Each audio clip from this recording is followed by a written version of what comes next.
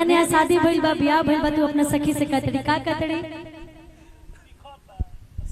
काट दीजिए भैया काट रियाज करो लइका कहतिया कि चाहे नहीं गुलाब आ चाहे नहीं ऐसे।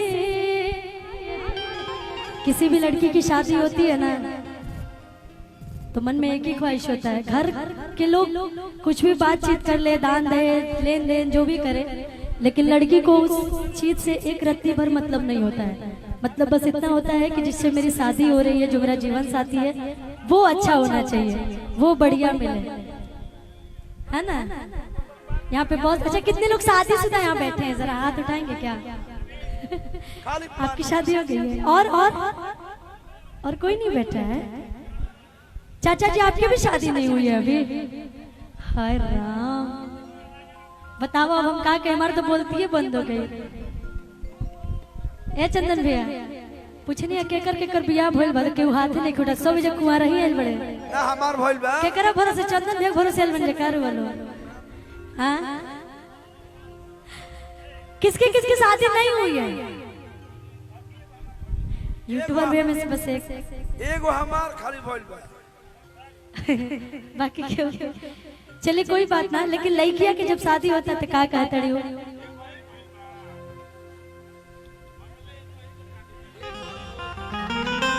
कि चाहे नहीं गुलार आ चाहे नहीं ऐसे। भैया वही भी रही है बाजी कि चाहे नहीं गुलार आ चाहे नहीं ऐसे कि मजा देला देसी भतार मिलल देसी, मजा देला देसी भतार मिलल देसी, मजा देला देसी भतार मिलल देसी। कि चाहे नहीं गुलार चाहे नहीं ऐसे, चाहे नहीं गुलार चाहे नहीं ऐसे। लड़की की फरमाइश शाबाश कि मजा देला बेसी भतार।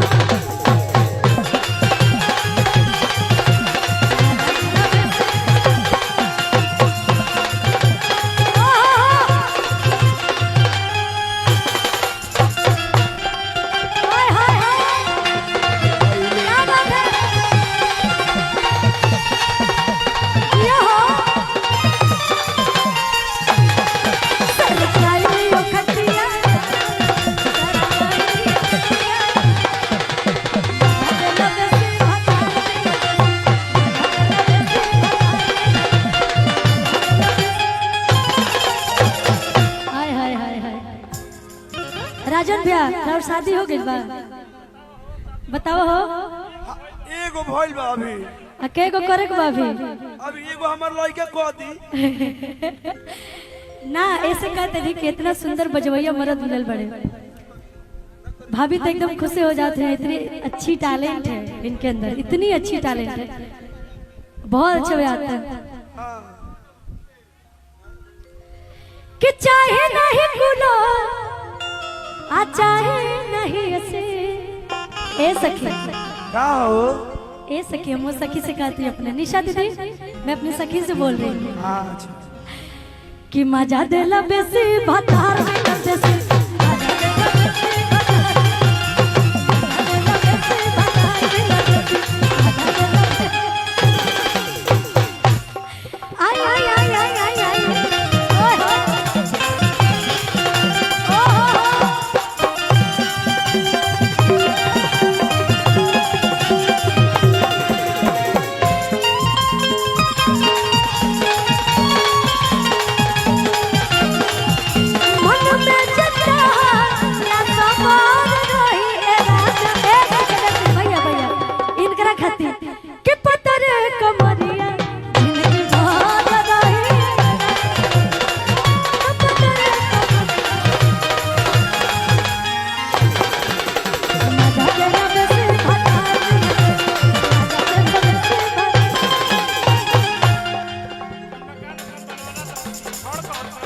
अच्छा, हम एकदम याद करते हैं कि अभी बना था, हमको जरूरत पड़ी रही और ओहो सुनने के लिए आप आए हैं, बहुत बहुत धन्यवाद। ओह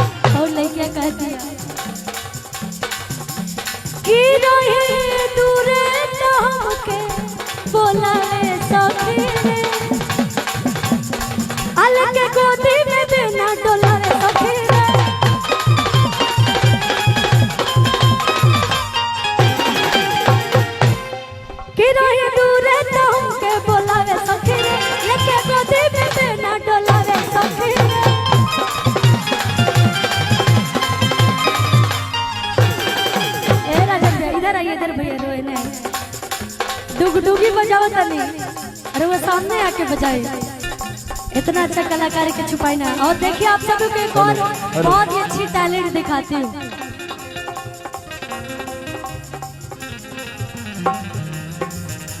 क्या बात है, इधर आइए इधर आइए। देखिए कितना अच्छा बजाएंगे ये भैया। इसको क्या हुड़का बोलते हैं? हुड़का बोलते हैं। कहा तेरे शंकर जी के डीजे हो ये।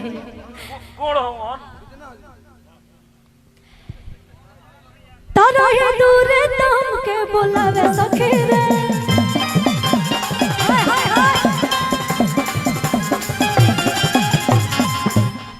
अलग गोदी में बिना डोलावे सखी रे।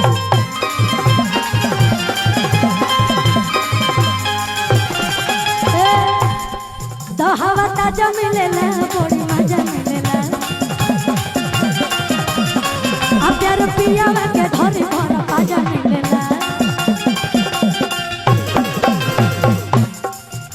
कि दिलवे के कुट में करावे रोज पेशी, दिलवे के कुट में करावे रोज पेशी।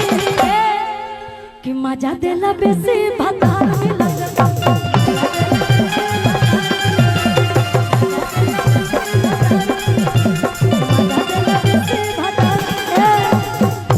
दरदिया कमरिया में दरदिया छाप बोलो छाप बोलो छाप बोलो हरदिया पीस के छाप बोलो।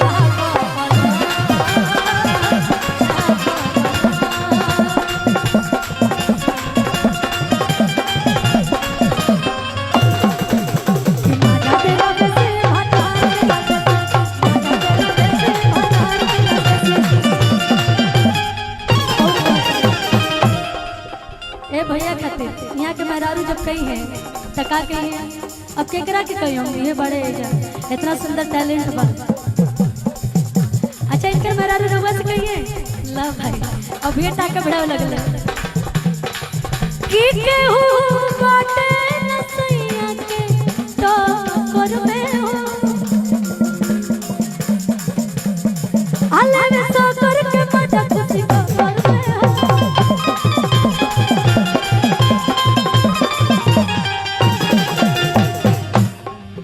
केहू बाटे नसैया के टोकर में हो, लेवे तो करके मजा खुशी को करते हो।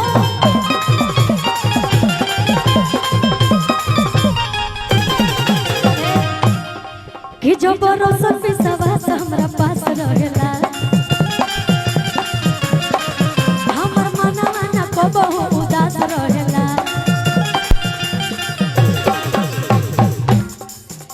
कि पिया पिरी आंसू देवेला लफलसी, पिया पिरी आंसू देवेला लफलसी। कि मजा देला बेसी भतार मिला। मजा देला बेसी भतार मिला।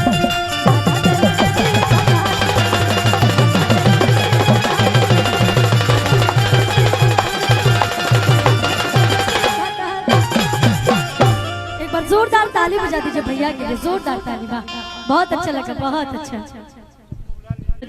लेकिन सच में आज मुझे लगा ना कि ये बोला वो मेरा सफल हो गया। सच बता रही हूँ, क्योंकि सही बोल रहे हैं, बहुत बहुत प्यार मिला और अच्छा लगा मुझे।